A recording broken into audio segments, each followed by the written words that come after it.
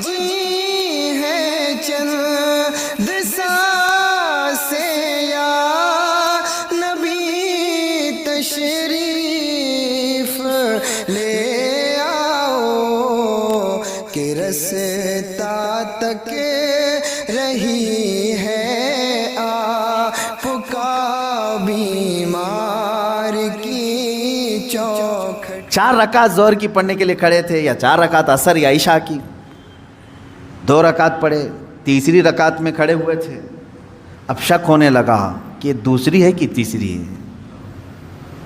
تیسری میں کھڑے تھے، یہ شک ہونے لگا یہ چوتھی ہوگی کہ تیسری ہوگی۔ ایسا ہوتا ہے بہت سارے لوگ۔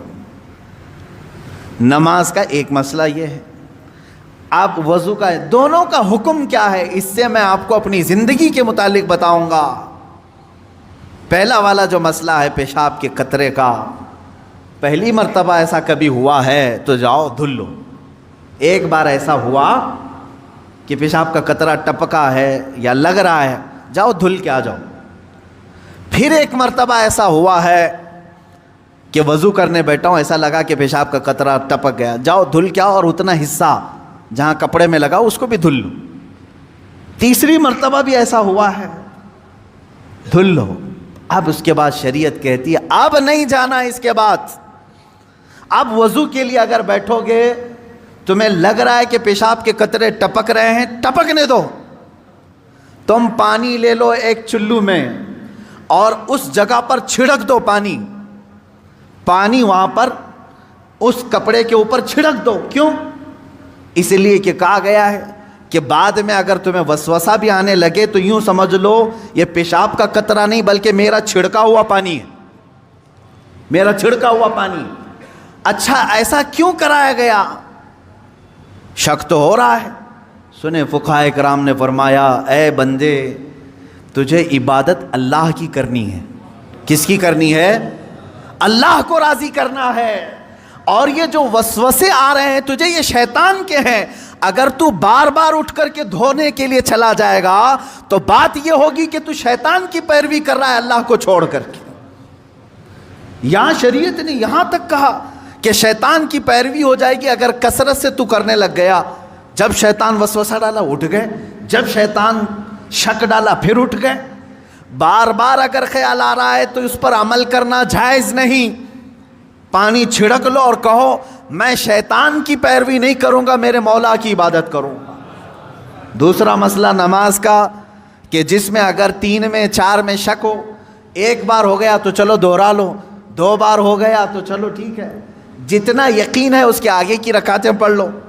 اب اگر بار بار ایسا شک ہوتا ہے تو فرمایا گیا اپنی نماز ویسی ہی کمپلیٹ کرو، اس لیے کہ یہ شیطان تمہیں وسوسے ڈال رہا ہے۔ اگر تم اس کے وسوسوں کی طرف جاؤ گے تو یہاں ہوگا یہ کہ تم شیطان کی پیروی میں لگ گئے۔ حقیقت میں نماز تو رحمان کی عبادت ہے۔ آپ سمجھ رہے ہیں؟ یہ 2 مسئلوں سے میں تمہیں بتاؤں گا میرے عزیزو، پوری زندگی بھر شیطان اسی طرح سے کرتا ہے، تمہیں اپنے اصلی مقصد سے ڈائیورٹ کر کے کسی عام فضول چیز میں لگا دیتا ہے، فضول چیز میں لگا دیتا ہے۔ اسی لیے اب جیسے کسی نے اپنے پورے گھر کی فکر میں، اپنی جائیداد کی فکر میں پوری زندگی ختم کر دی، اسے معلوم ہی نہیں کتنے دن رہنے والا تھا، کتنی عمارتیں بنا رہا ہے، کتنی چھتیں قائم کرے گا۔ اے بندے تیری زندگی لمبی سے لمبی جاتی تو 70-80 سال کی، تو بنا ہی رہا ہے 30-40 سال کی عمر میں، بچے ہیں تیرے پاس 25-30 سال، ان 25-30 سالوں کے لیے تو نے اپنی پوری زندگی جھونک دی، صحت و طبیعت سب برباد کر ڈالی۔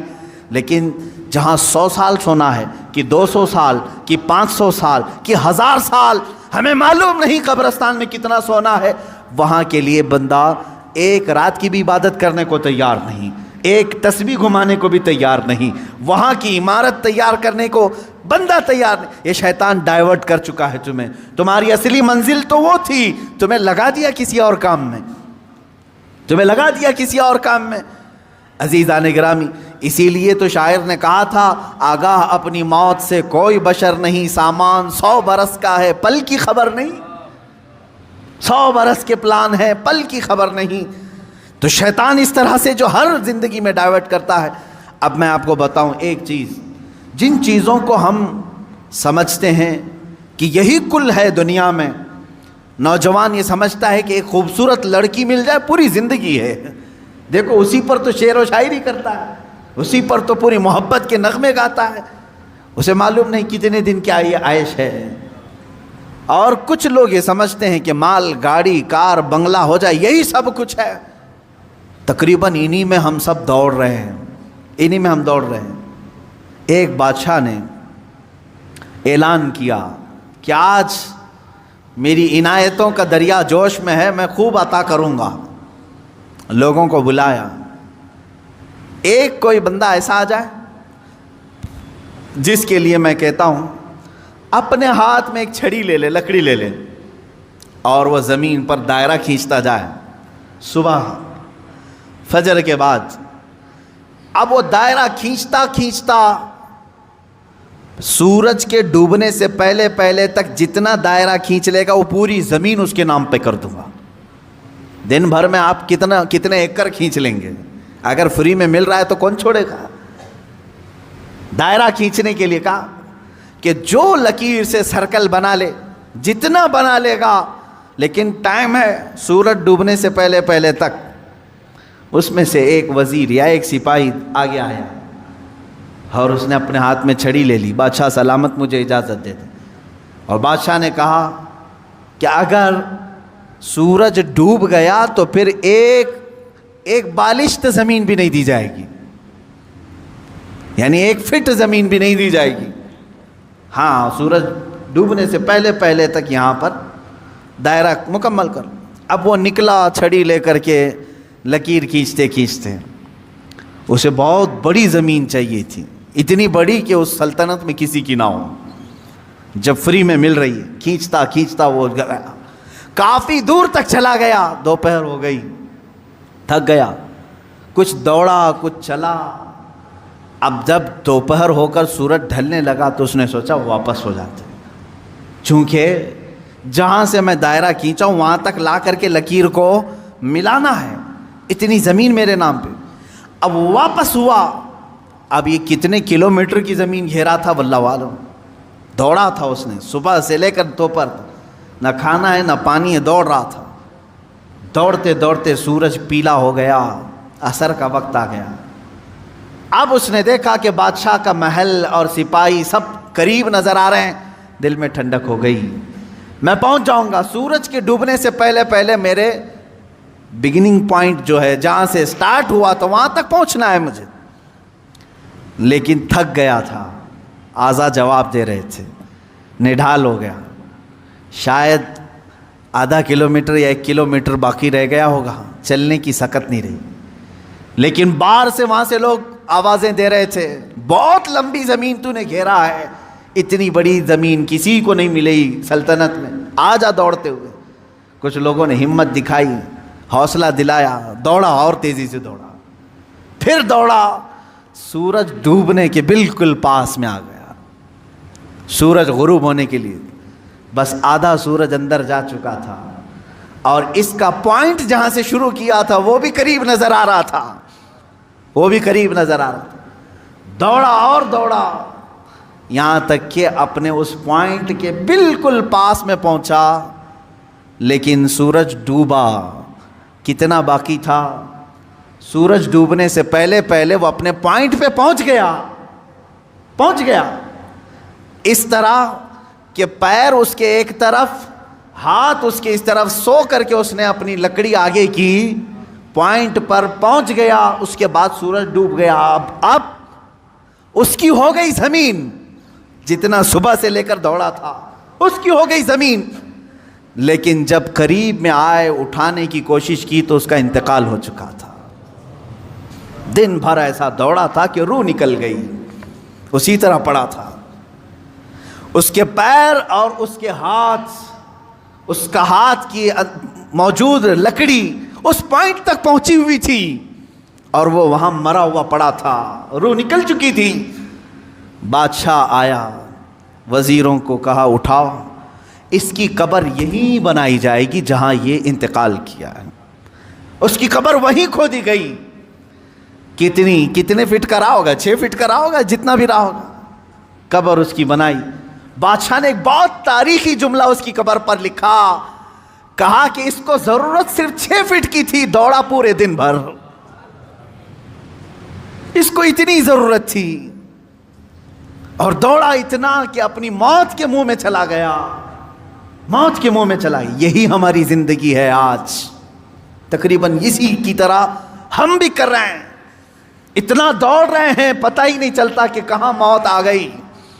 تمہیں ان تمام چیزوں کی ضرورت ہی نہیں تھی جس کے پیچھے پڑے ہوئے ہو، سب تو اللہ نے لکھ کر کے بھیجا ہے۔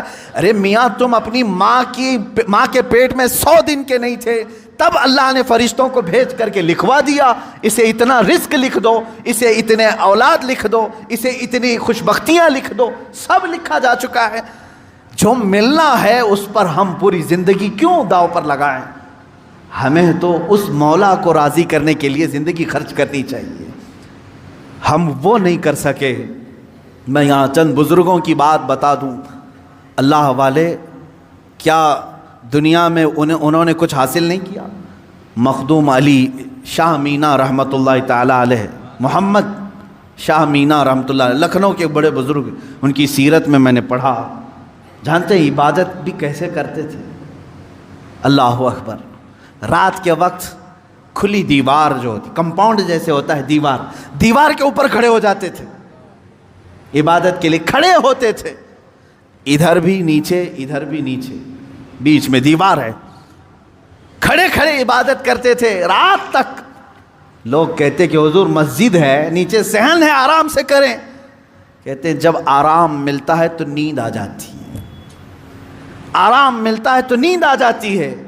میں دیوار پر کھڑا ہوتا ہوں اور رات کو نیند آتی ہے تو کبھی کبھار دیوار سے گر جاتا ہوں، تو کہا گر جاتے ہیں پھر بھی کھڑے ہوتے ہیں؟ کہا ہاں، جو جسم غافل ہوگا اس کی سزا یہی ہے کہ وہ دیوار سے گرایا جائے، جو اپنے مولا سے غافل ہو اس کی سزا یہی ہے کہ اسے گرایا جائے۔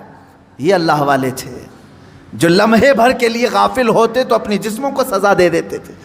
حضرت سیدنا ابو بکر شبلی رحمۃ اللہ تعالی علیہ، یہ ہمارے سلسلہ قادریہ کے بڑے بزرگ ہیں۔ بحر شبلی شیر حق دنیا کے کتوں سے بچا، ایک کارک عبد واحد بے ریا کے واسطے، ہم شجرہ میں پڑھتے ہیں ان کا نام۔ حضرت ابو بکر شبلی رحمۃ اللہ علیہ بغداد شریف کے بزرگ ہیں۔ سیدنا امام اعظم ابو حنیفہ رضی اللہ تعالیٰ عنہ کے پڑوس میں دفن ہیں۔ آپ جب رات کو ذکر الہی کے لیے کھڑے ہوتے یا عبادت کے لیے کھڑے ہوتے، ایک مرتبہ ایسا ہوا کہ آپ کو جھپکی آئی، نیند آئی۔ یہاں تو لوگ رات تو چھوڑے جمعہ میں سوتے ہیں، بہت سارے لوگ تو جمعہ میں اپنی نیند کمپلیٹ کر کے آتے ہیں، پتہ ہی نہیں چلا کہ امام کب کھڑا ہوا، اقامت کب ہوئی، خطبہ تو پورا نیند میں چلا گیا۔ واللہ عالم سوتے ہیں یا پھر کشف کرتے ہیں، مراقبہ کرتے ہیں، چوتھی منزل پر پہنچتے ہوں گے۔